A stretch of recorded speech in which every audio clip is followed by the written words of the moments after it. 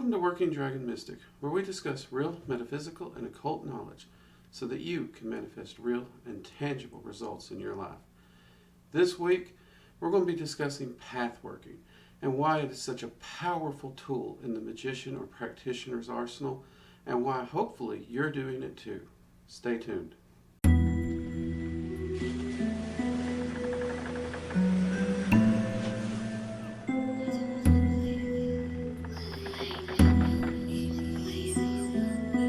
Okay, so this week we're going to be discussing a question I've been getting a lot. What is pathworking? I keep mentioning it in the live streams and some of my other videos. Why is it useful? Why do I do it? And how do I do it? And these are all great questions. So this video I want to discuss what it is and the general practices I follow when I do my pathworkings. Now, this video we're going to cover as in if you're following a currently created pathworking.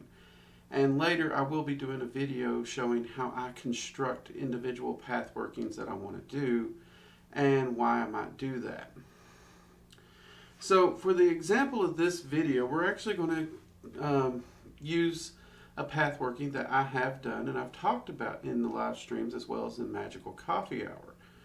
And you can always catch those on Friday at 7 p.m. Eastern Standard Time and the Magical Coffee Hour at 8 p.m. Eastern Standard Time on Sundays.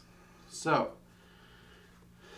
this here is the pathworking I did last year for the Cliff Off. It is Cliffothic Meditations. It is by Asenath Mason. It was a gift, but after reading it and I had been interested in learning more about the Cliff Off, I thought that this would be a great chance to actually dive in and get to learning more about it. And since it is laid out in a pathworking format, I thought for sure this would be a great way to get started and help me to learn. Okay, so what is a pathworking? Well, simply put, this book is laid out in a pathworking. So as you go through this book, every section is laid out one after the other. You do all the exercises in it, and you work your way through it from beginning to end, hence pathworking. Now, one thing I do make sure I do for my pathworkings, and this surprises a lot of people, and I recommend this anytime you're doing a pathworking, because the ideal is you're learning, you're really diving deep, and you're really committing to this particular process. So it's a very focused process. That is very important here. So when you're doing a pathworking, you should actually focus on the pathworking. And to do that, I actually do not bring in any of my other practices when I'm working on a pathworking, especially for the first time through it. I stick to strictly how it's laid out, and I follow the process, and I only utilize the tools in that pathworking. So as a dragon magic practitioner and a Norse magic worker, which are my two primary areas of magic, I'm sure you all know that, I didn't use either one of those while working through this. I just used standard ritual processes. All the rituals that were listed here I used. All the meditations I used from here. All the entities, the sigils, everything that I was working with during that time period came from here. So all my private work, all my personal research focused everything on that, and I did not allow myself to access the other tools in my toolbox during that time period. So I was forced to really dig in deep and focus and get gnosis that I needed from this pathworking. This is actually where most people have the hardest time with pathworking, because it's so easy to fall back into our old habits and patterns and utilize the old solutions. But that doesn't bring growth. And the whole point of pathworking is to find a new gnosis, new knowledge, new understanding, and most importantly, growth as a practitioner. So, I know I've told some of you that I did a Norse pathworking that took a year. That whole year, I was dedicated to strictly Norse magic. I did not work with the dragons for my personal practice or my life at all. The only contact I was having with the dragons at that time was conversations I had with my co-magi or guardians that had nothing to do with magic, or when I was talking to the rulers and just taking notes on the pathworking that they would later have me record, which now is becoming the Dragon Magic courses over at the school.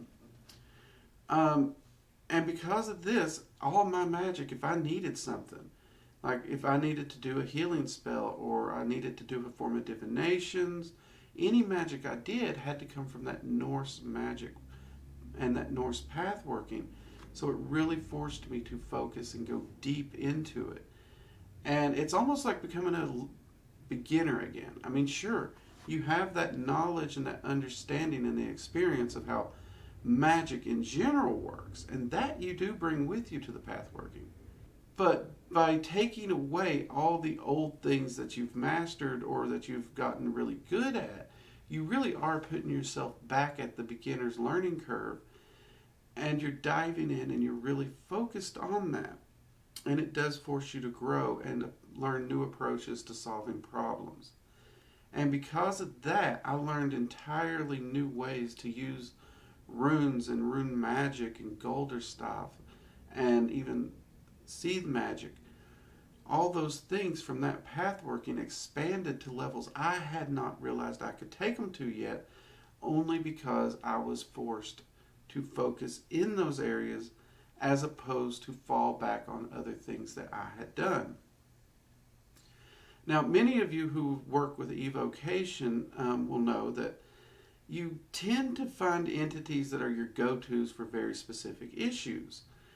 And when you're doing a pathworking, if that entity's not in there and that issue comes up, you're forced now to find a new entity, to make a new ally, to find a new solution, a new workaround. Or perhaps evocation's not even an option in that particular pathworking. And because of that, now you have to find a new option that relies on your power. And honestly, that's a good thing. Too many people use evocation to have entities do things for them, as opposed to use evocation to learn to do things for themselves. Now, it is true the cliff off is not for everybody. It's a very harsh path or practice to do. But if you are interested in the cliff off, honestly, this is one of the better books I've found. In fact, if I was to recommend it to a student who is more interested in starting Cliffothic works, I actually would recommend this book on meditations. The meditations do use a lot of journey work involved in it. So I really did like the way Asenath Mason presented this particular pathworking. But it is still that harsh current that you would expect from the cliff off. The big thing for a pathworking to really get the most out of it, though, is you have to take what you're used to, set it aside, focus and rely on the materials in the pathworking that's laid out. And I know some people will tell you, alter pathworkings and adjust them to your style. That is true, but I think some people lose what that means. For example, Asenath Mason is really into the really, really long ritual styles. And everyone who follows this channel knows I'm not real big on the long-winded ritual styles. And real quick, I'm trying to flip through here. So, yeah. So these 2 pages here actually covers a good chunk of, like, just a section of this ritual. So this particular section is like 4 pages. That's way more than I'm going to memorize and recite and follow through. And this is actually one of the shorter ones that I've seen in her works. Now, nothing wrong with them. In fact, these rituals she writes is absolutely beautiful. I wish I could memorize them. I wish that was something that was in me personally, that I could memorize them and maintain my focus in rituals. Because these are absolutely beautiful. So for the people who do like the longer poetic styles, these are absolutely wonderful. Now, what I did was I took the essence of this and shortened it into something that would fit my style, but I still stuck with the material in the book. I didn't revert back to using like the Dragon's Flame ritual or a Hailing ritual. I just modified it to stay with this to fit my ritual workings, so that long, poetic, beautiful ritual was more simplistic and would allow me to maintain my focus. That is what's meant by adjusting it. Not enter this in and, go at it from a dragon magic perspective, because then you're not actually doing the path working as it's set up. Now, that said, people have asked me, could you do a dragon magic Cliffothic working? And I think you could.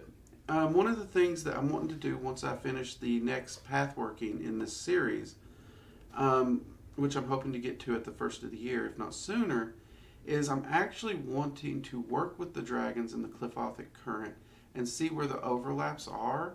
And I'm definitely looking forward to sharing that research and experimentation here on this channel. I have talked with other dragon magic practitioners. They think it's very, very viable. And I've even spoken with a few dedicated Cliffothic practitioners. They also think it's very viable, as there are many dragons they've encountered in the Cliffothic workings. And they are talking about true dragons, not entities who've just taken the shape of a dragon. Because again, that is something you got to clarify there. So they've given me a few notes to look at from their research as well. And they're actually looking forward to hearing my findings as I do that. So this is opening up an entire new realm of research for me in dragon magic, and it's something I'm looking forward to. And it's something I'm looking forward to sharing with you all. But all that aside, the point is you don't want to make the alterations like that until you've gone through the path working a time or two and completed it and worked through it in the original setup. That is very important. You want to make sure you have a good handle and a good understanding of the foundational workings within that path working before you drift outside of it and start making those changes. That is very important. I have heard there's supposed to be a third part to this path working potentially coming out in the future. I hope that is the case, because Asnoth Mason, you're probably never going to see this video, but if you do, these have been wonderful works. Thank you very much for publishing your knowledge and your experience in them. I appreciate it. I spent a lot of time trying to find good books on the Cliffoth, and right now I have to say I think your works are hands down my favorite. Keep up the great work and keep sharing that gnosis and that knowledge and your wisdom. Thank you.